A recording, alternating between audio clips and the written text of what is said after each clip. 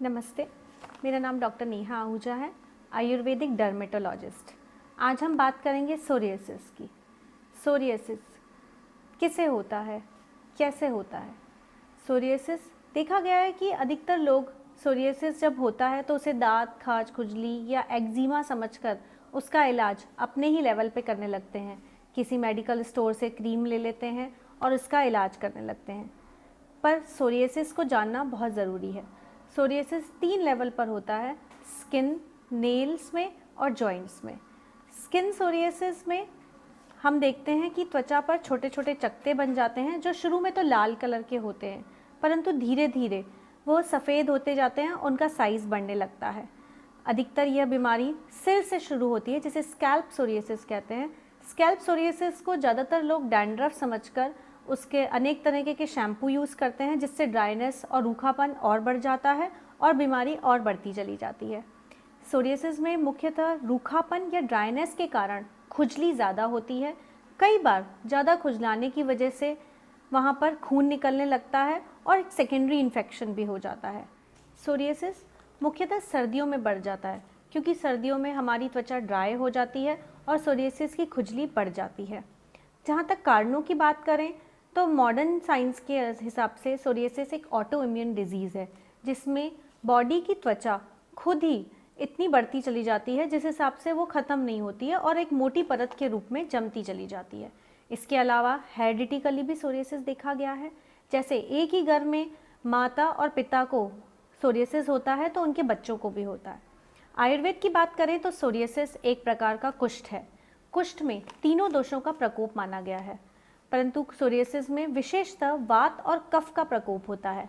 वात कफ को सुखा देता है, जिससे त्वचा पर खुजली शुरू हो जाती है और कफ के कारण सफ़ेद रंग की परत उतरने लगती है। कारणों की बात करें तो आयुर्वेद के हिसाब से सभी प्रकार के त्वचा रोगों का कारण विरुद्ध आहार विहार है। विरुद्ध आहार यानी कि ऐसा भोजन जिनका नेचर सेम न हो, जैसे ठंडा गरम खाना, ठंडे के ऊपर गरम खाना, या दूध के साथ खट्टा खाना, दूध के साथ नमक खाना, या आज का लाइफस्टाइल जो कि ज़्यादातर वातवर्धक है, देर तक जगना, सुबह देर से उठना, या बार बार खाना खाना, या जंक खाना, मैदा खाना, ये सब कारण लाइफस्टाइल रिलेटेड डिसऑर्डर्स हैं। इसके अलावा ये देखा गया है कि ज़्यादा चिंता करने वालों या स्ट्रेस वालों को भी सोरियासिस बढ़ता है। अब आए ट्रीटमेंट पर, तो आयुर्वेद में सोरियासिस के लिए बेस्ट ट्रीटमेंट पंचकर्म चिकित्सा कही गई है। पंचकर्म एक तरीके का बॉडी डिटॉक्सिफिकेशन है, जिसमें शरीर के बढ़े हुए दोषों को शरीर से निकाला जाता है या टॉक्सिन्स को शरीर से निकाला जाता है, जिसमें विरेचन एक बहुत उपयुक्त चिकित्सा है।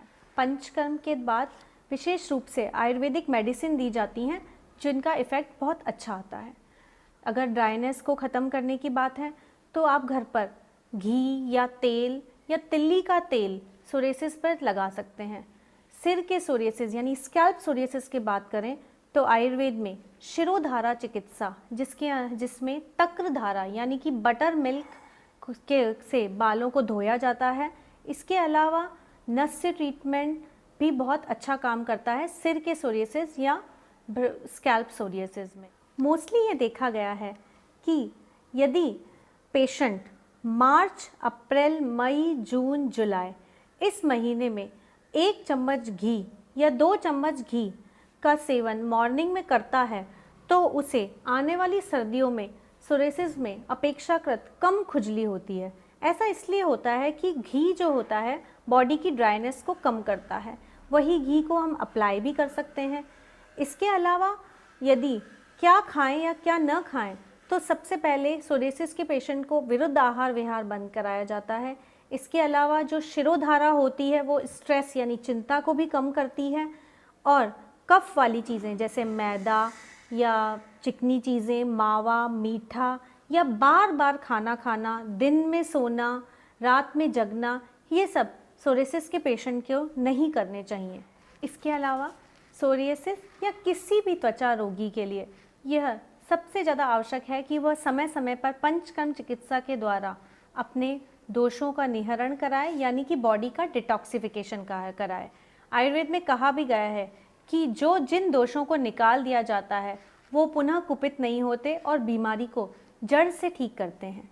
आपको यदि पंचकर्म चिकित्सा या विरुद्ध आहार के बारे में अधिक जानकारी चाहिए तो आप कमेंट सेक्शन में कमेंट कर सकते हैं।